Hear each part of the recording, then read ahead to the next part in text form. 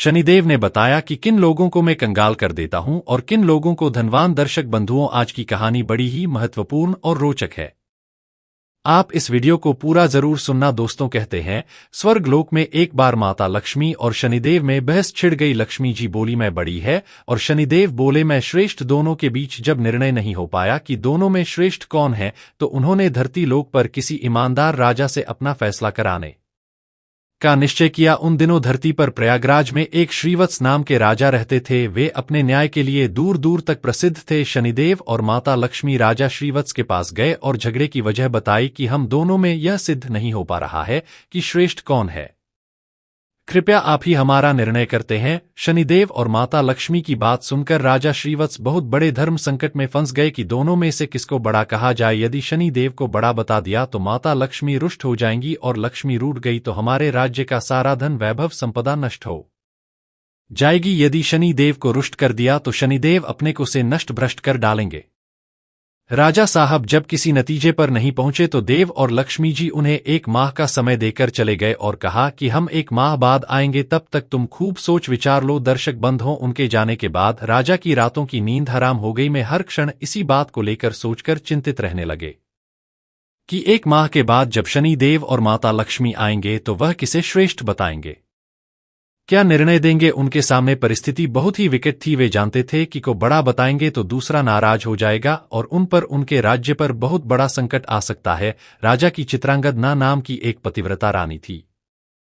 पति को अत्यंत चिंता में देखकर रानी ने पूछा, महाराज आप किस बात को लेकर परेशान हो, कृपया अपना दमखम से कहीं। राजा ने अपनी पत्नी को सारा हाल कह सुनाया।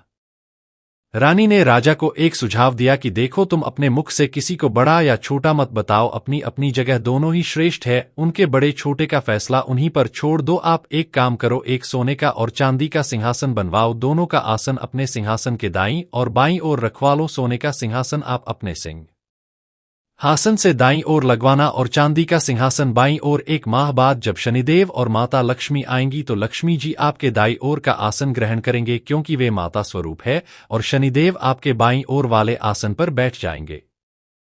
जब पूछे तो आप उनको किसी भी प्रश्न का उत्तर मत देना।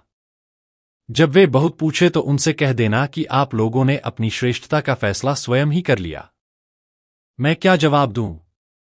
रानी चित्रांगदा की बात राजा को सही जज। दर्शक बंधुओं, इधर 1 महीने के बाद जब लक्ष्मी जी और शनिदेव राजा के दरबार में पधारे तो वही हुआ जैसा रानी ने बताया था। माता लक्ष्मी तो सोने के सिंहासन पर विराजमान हो गई और शनिदेव चांदी के सिंहासन पर। जब उन्होंने अपने श्रेष्ठ को लेकर राजा से निर्णय मांगा तो राजा ने कहा कि तुम दोनों ने स्वयं ही अपने बड़े छोटे होने का फैसला कर लिया है, इसमें मैं क्या कह सकता हूं। दर्शक बंधुओं, यह सुनकर भगवान शनिदेव खिन्न होकर चले गए। माता लक्ष्मी ने राजा से कहा कि पुत्र शनिदेव तुमसे रुष्ट हो गए हैं और उनके को के कारण तुम पर बहुत बड़ा संकट आ सकता है, परंतु तुम चिंता ना करो, मैं तुम्हारे साथ हूं।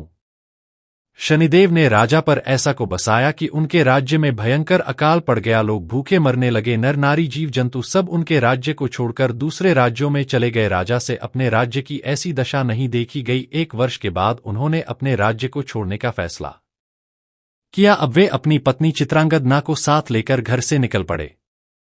एक पोटली में उन्होंने हीरे जवाहर कुछ जेवर आभूषण बांध लिए। सोचा जहां रहेंगे वहां विपत्ति में यह बहुत काम आएंगे, इन्हें बेचकर हम अपना गुजारा कर लेंगे। राजा रानी घर से निकले ही थे कि उसी समय भयंकर आंधी तूफान आ गया। चारों तरफ अंधकार छा गया। वे उस अंधेरे के कारण रास्ता भटक गए, समझ में नहीं आ रहा था कि कहां जाए। तभी माता लक्ष्मी एक छोटी सी कन्या का रूप धरकर आती है और लालटेन की सहायता से उन्हें एक नदी के किनारे पहुंचा देती है। नदी पर छोड़कर माता लक्ष्मी वहां से चली गई। अब उनके आगे समस्या यह थी कि नदी को पार कैसे किया जाए। वे यह सोच ही रहे थे कि उसी समय शनिदेव एक नाविक का रूप बनाकर नाव लेकर उसी किनारे पर जा पहुंचे जहां राजा रानी खड़े थे। राजा ने नाविक से नदी के उस पार जाने का आग्रह किया। नाविक ने कहा कि देखो भाई, हम तुम्हें उस पार पहुंचा तो देंगे, परंतु हमारी नाव बहुत कमजोर है, इसमें एक बार में एक ही सवारी बैठ सकती है। राजा ने कहा चलो एक एक करके ही उतार दो। पहले तो नाविक रानी को उस पार पहुंचाया, फिर राजा को ले गया। तीसरी बार में उस नाविक ने राजा के धन की पोटली रख ली, लेकिन वो नाविक तो स्वयं शनिदेव थे, इसीलिए वह धन की पोटली लेकर नदी के बीचों बीच से गायब हो गए। अब तो उनके पास जो धन था वह भी नहीं रहा। भोजन का संकट खड़ा हो गया। राजा बड़ा ही धीरवान था। भगवान की इच्छा समझकर को वहां से आगे कुचल दिया। चलते चलते हुए एक गांव में पहुंचा। उस गांव के लोग जंगल से लकड़ी काटकर उन्हें बेचते थे। राजा भी अपनी रानी के साथ उसी गांव में रहने लगा और लकड़ी बेचकर अपना गुजारा करने लगा।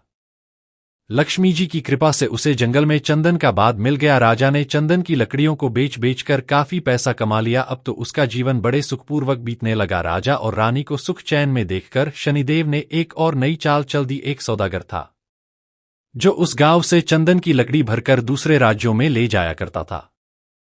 आज उसका जहाज उस नदी के किनारे पर ही फंस गया था। उसने जहाज को चलाने का बहुत प्रयास किया पर जहाज टस से मस नहीं हुआ। सौदागर के समझ में नहीं आ रहा था कि वह क्या करें। तभी शनिदेव एक ब्राह्मण का रूप बनाकर उस सौदागर के पास आए और बोले, सौदागर तेरा जहाज तो चल जाएगा यदि कोई पतिव्रता स्त्री तेरे जहाज में हाथ लगा दे तो। सौदागर ने वैसा ही किया। पूरे गांव की स्त्रियों को बुलाया। सबने जहाज को छुआ पर जहाज फिर भी नहीं चला। किसी ने बताया कि गांव में अभी एक स्त्री बाकी रह गई है जो यहां नहीं आई है। सौदागर स्वयं चलकर उसके घर गया। वह स्त्री कोई और नहीं रानी चित्रांकन थी। सौदागर ने जब रानी के पास निमंत्रण भेजा तो रानी ने वहां जाने से इनकार कर दिया और कहा कि इस समय मेरे पति जंगल में लकड़ी काटने गए हैं, मैं तुम्हारे जहाज के पास नहीं जा सकती। सौदागर के आदमी ने वापस जाकर उसकी सारी बात बता दी। सौदागर समझ गया कि यही औरत पतिव्रता है और यही उसके जहाज को निकाल सकती है। वो शाम को फिर उसके घर गया। उस समय श्रीवत्स घर पर ही थे और इसीलिए उसने निमंत्रण स्वीकार कर लिया। जब राजा और रानी से कहा कि वह जहाज छोड़ दे जिससे कि वह निकल सके, तो रानी ने अपने पति के कहने पर जहाज को छू दिया और जहाज हिलने लगा। यह देखकर सौदागर के मन में पाप जागा कि क्यों न मैं इसको अपने साथ ले चलो। यह स्त्री बहुत सुंदर भी है और यदि कहीं जहाज फिर से फंस गया तो इससे छूकर उसे निकलवा लूंगा। यह सोचते ही उसने चित्रांगत को अपने साथ जहाज में खींच लिया और जहाज लेकर चल दिया। श्रीवत्स चिल्लाता रह गया परंतु उस समय तक जहाज काफी दूर जा चुका था। प्राणी अत्यंत रूपवती थी। उसको देखकर सौदागर के मन में पाप आ गया। वो उसको अपनी पत्नी बनाने की इच्छा करने लगा। रानी ने सौदागर की छेड़छाड़ से तंग आकर सूर्य देवता से प्रार्थना की कि उसको अपने सतीत्व की रक्षा करने के लिए को उठते थे। उसकी प्रार्थना भगवान सूर्य ने सुन ली। उसी समय रानी के शरीर से कोढ़ फूट गया। वह एकदम से कुरूप रूपाली हो गई। उसके कुरूप शरीर को देखकर सौदागर उसके पास नहीं जाता था पर वह हमें ईशा अपने साथ रखता था। इधर राजा रोते बिलखते नदी किनारे से चल पड़े। वह इसी उम्मीद में थे कि यदि जहाज उस तरफ से गुजरा तो वह अपनी पत्नी को छोड़ा लेंगे। आखिर उसको जहाज का कहीं पता नहीं चला तो वह नदी किनारे आश्रम के साधुओं के साथ रहने लगे। अब तो राजा वहां पर साधुओं की सेवा करता था, उनकी गायों को चलाता था और गायों के गोबर से उपले बनाता था। वह उपले लक्ष्मी जी की कृपा से सोने के बन जाते थे। इस प्रकार कुछ ही दिनों में उसके पास ढेर सारी सोने की ईंटें हो गए। एक दिन वही सौदागर जो राजा की पत्नी को ले गया था उसका जहाज उसी नदी पर आया। राजा ने सौदागर को पहचान लिया। उसने सौदागर को ईंटें दिखाकर कहा कि यदि सौदागर उसको साथ ले चले तो वह सोने की ईंटें सौदागर को दे देगा। सौदागर ने राजा को पहचान लिया था परंतु सोने की ईंटों के लालच में उसे अपने पास बैठा लिया। ईंटों को भी जहाज में भरवा लिया। जब जहाज चल पड़ा तो सौदागर ने राजा को नदी में फिंकवा दिया। राजा की चीख पुकार राजा की रानी ने सुन ली और उसने तुरंत एक तकिया जल में फेंक दिया। उस तकिए के सहारे से राजा एक पुल पर पहुंच गया जहां आते जाते जहाजों से चुंगी ली जाती थी। राजा को वहां के लोगों ने निकाल लिया। उन लोगों ने राजा से पूछा कि वह कौन है और कहां से आया है। तो राजा ने कहा कि वो एक अत्यंत दुखी आदमी है, उसका सब कुछ लुट गया है, उसके पास कुछ नहीं बचा है। वहां के लोग उसको पकड़कर राजा के पास ले गए। राजा से नौकरी मांगी। राजा ने श्रीवत्स को अपने यहाँ बगीचे में माली का काम दे दिया। दर्शक बंधुओं, राजा की पुत्री थी, उसके लिए नित्य फूलों का सुंदर गजरा एक माली लाती थी। एक दिन राजकुमारी ने मालिन से पूछा कि आजकल गजरे कौन बनाता है? बहुत सुंदर गजरे बनाता है। ने राजकुमारी को बताया कि एक नौकर नया आया है जो बड़े ही सुंदर गजरे बनाता है। राजकुमारी ने उस नौकर को देखने की इच्छा जताई। जब उसने राजा को देखा तो वह उस पर मोहित हो गई और राजा से ही ब्याह करने की जिद ठान ली। राजा ने बहुत मना किया परंतु जब राजकुमारी नहीं मानी तो उन्होंने लाचार होकर दोनों का विवाह कर दिया और जंगल में एक मकान दे दिया। धीरे धीरे समय बीतता चला गया। कुछ दिन बीते तो राजा श्रीवत्स ने राजकुमारी से कहा कि ऐसे बेकार बैठे रहकर मेरा मन नहीं लगता है, तुम अपने पिता से कहा कि मेरे को जहाज कि चूंकि का ठेका दे दें। राजकुमारी ने अपने पिता से यह प्रस्ताव रखा तो राजा ने भी कहा ठीक है। अब तो श्रीवत्स अपने आने वाले जहाजों से चुंगी लेता था। इसी प्रकार जब 7 वर्ष बीत गए, शनिदेव का प्रभाव खत्म होने को आया। एक दिन सौदागर का जहाज वहीं से निकला तो श्रीवत्स ने उस जहाज को रोककर और उसे आगे जाने से रोक दिया। सौदागर को यह देखकर बड़ा क्रोध आया। वह तुरंत शिकायत लेकर राजा के पास पहुंचा। राजा ने जब श्रीवत्स से पूछा कि वह सौदागर के जहाज को क्यों नहीं जाने दे रहा है, तो श्रीवत्स ने बताया कि महाराज, इस सौदागर के पास मेरी सोने की ईंटें हैं, यह मेरी सोने की ईंटें नहीं दे रहा है। राजा ने कहा, तुम्हारे पास क्या प्रमाण है कि इसके पास जो अंतिम है वो आपकी है? तो श्रीवत्स ने कहा, महाराज, आप इसे दरबार में सब लोगों के सामने बुलाई है। वे ईंटें एक तरफ से जुड़ी हुई है। यदि सौदागर ईंटें खोल देता है तो ये सारी ईंटें उसकी है। यदि वह एक नहीं खोल पाता है तो उन गीतों को मैं खोलकर दिखाऊंगा। वह ईंटों को दरबार में लाया और सौदागर से कहा गया कि यदि तुम्हारी यह सोने की ईंटें हैं तो तुम खोल दो, और यदि तुम नहीं खोल पाते हो तो वह ईंटें तुमसे ले ली जाएंगी।